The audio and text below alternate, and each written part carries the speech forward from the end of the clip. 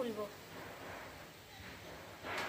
দেখুন একদম একটা একটা চাল এর মধ্যে কি সুন্দর হয়ে রয়েছে, দেখুন একদম ঝরঝরে হয়েছে বন্ধুরা। দেখুন, নমস্কার বন্ধুরা, কেমন আছেন সবাই? শম্পা রান্নাঘরে সকলকে স্বাগত জানাই।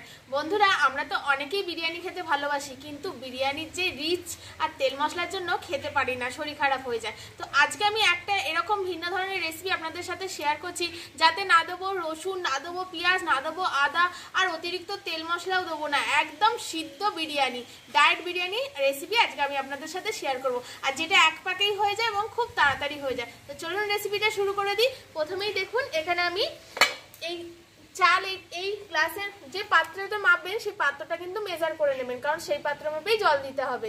তো এখানে আমি এই গ্লাসটা মাপে 2 গ্লাস চাল ভালো করে ধুয়ে 1 ঘন্টা ভিজিয়ে রেখেছিলাম, তারপরে ছেঁকে নিয়েছি। ভালো করে ছাড়িয়ে ভেতর দিয়ে একটা করে কাট লাগিয়ে নিয়েছি। আর শুধু চালটাই ধুয়ে রাখতে হবে, আর কিছুই এখানে করতে হবে না। কড়া বসিয়ে দিয়েছি, কড়াতে দিয়ে দেবো সাদা তেল।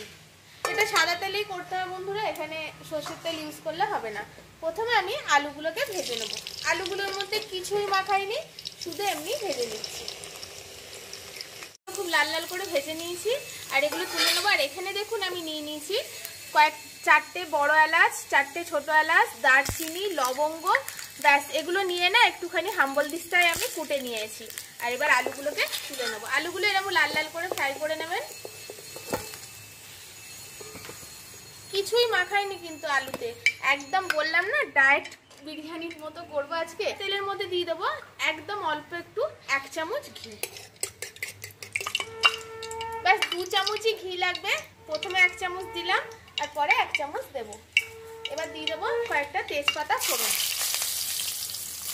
আর দিয়ে দেবো গোটা গরম মশলাগুলো দিয়ে এখানে আমি মাংসটা শুধু ভালো করে ধুয়ে রেখেছিলাম, এবার এটা দিয়ে দেবো। চিকেনটা একটু ভালো করে ফ্রাই করে নেব। মানে এখানে কিন্তু চিকেনটা মনে রাখবেন ফ্রাই করতে হবে ভালো করে, ফ্রাই না হলে মাংসটা একদম বিরিয়ানির মধ্যে গলে যাবে। তো এখানে ভালো করে আগে ফ্রাই করে নেব। চিকেনটা ফ্রাই করার সময় দিয়ে দেবো সামান্য একটু পরিমাণে হলুদ, একদম অল্প, এই 1/2 চামচ মতো। আর দিয়ে দেবো স্বাদ মতো লবণ। একদম যতটা বিরিয়ানিতে লবণ লাগবে বন্ধুরা, ততটা লবণই কিন্তু এখানে আমি দিয়ে দেবো একেবারে। দিয়ে এটাকে খুব ভালো করে আবার ভেজে নেব। 5 মিনিট ধরে ভাজলেই কিন্তু এটা ফ্রাই হয়ে যাবে। 5 মিনিট মতো ফ্রাই হয়ে গেছে। এবার ভিজিয়ে রাখা ছেঁকে রাখা চালটা দিয়ে একটুখানি নেড়ে চেড়ে নেব।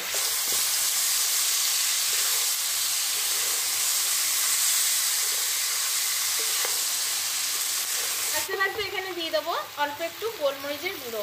তো এটা রোস্টেড গোলমরিচের গুঁড়ো বন্ধুরা, রোস্ট একটু কাঠখোলা ভেজে গুঁড়ো করে দেবেন, তাহলে টেস্টটা কিন্তু ভালো হবে। আর এখানে দিয়ে দেবো 4টে কাঁচা লঙ্কা চেরা।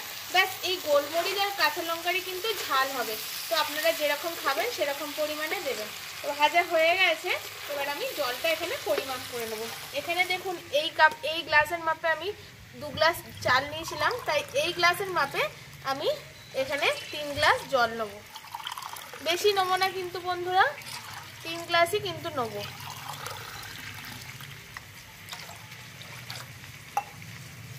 দিয়ে এবার এটা এর মধ্যে দিয়ে দেবো।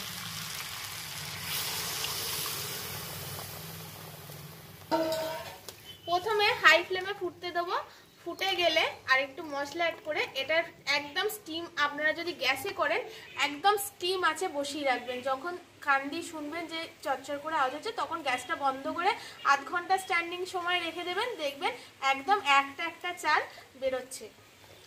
এটা ভালো করে মিশিয়ে নেবো প্রথমে। আর এখনই এর মধ্যে আমি দিয়ে দেবো আমার এটা হোমমেড বিরিয়ানি মশলা। আপনারা যদি এই মশলার রেসিপিটা দেখতে চান আমাকে কমেন্ট করে জানাবেন, আমি দেখাবো। তো এখানে 2 চামচ মতো বিরিয়ানি মশলা আমি দিয়ে দিলাম।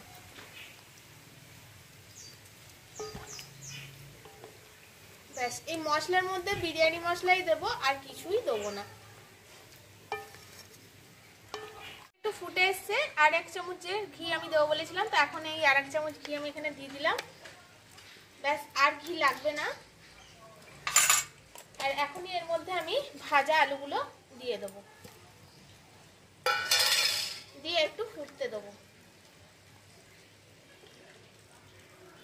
করে চালটা ফুটে গেছে, এবার এর মধ্যে দিয়ে দেবো 1 চামচ মতো গোলাপ জল। আপনারা যেরকম পছন্দ এখানে অ্যারোমাটা বা এই গোলাপ জল কেওড়া জলটা সেরকমই দিতে পারেন। দিয়ে দেবো 2 চামচ মতো কেওড়া জল। আর এখানে দিয়ে দেবো একটা ছোট শিশি মিঠা আতর দিয়ে এটা একদম এবার দমে বসিয়ে দেবো। নেড়ে চেড়ে ভালো করে অ্যারোমাটা মিশিয়ে নেবো বিরিয়ানির সাথে, দিয়ে এটাকে একদম দমে বসিয়ে দেবো। দেখুন, দমে বসানোর জন্য আমি এইখানে এই ঢাকাটার মধ্যে চারিদিকে আটা মেখে লাগিয়ে নিয়েছি।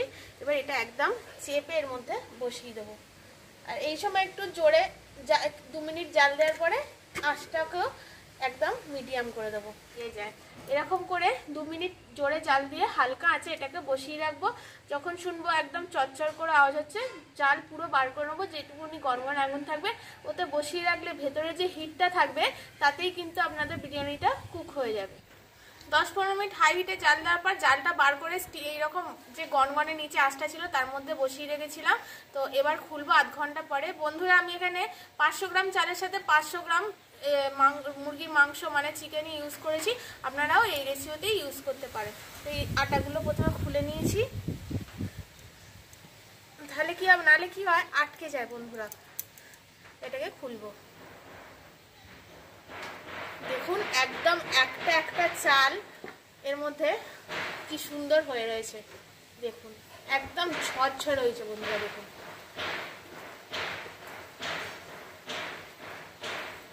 আর এটা একটা একটা চালই আপনাদের হবে। আর এটা যত ঠান্ডা হবে বন্ধুরা তত আরো খেতে কিন্তু সুন্দর লাগবে। দেখুন, একদম পারফেক্ট ঝরঝরে বিরিয়ানি রেডি হয়ে গেছে। তো চলুন এবার সার্ভ করে নেবো।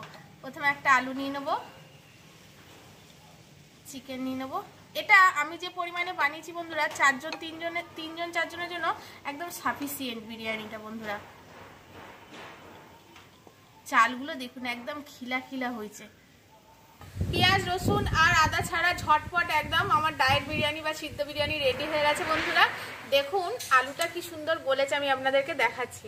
এই দেখুন, একদম পারফেক্ট গলে গেছে বন্ধুরা। আর সব কিছু কিন্তু একদম পারফেক্ট সিদ্ধ হয়েছে।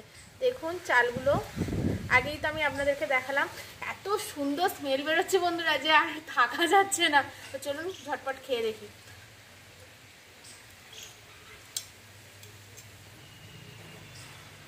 একটু চিকেন নিয়ে নিই সাথে।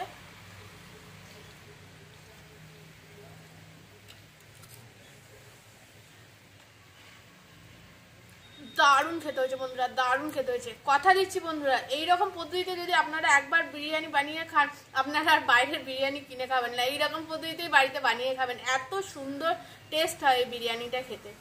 আমি তো বিরিয়ানি খেতেই থাকি বন্ধুরা।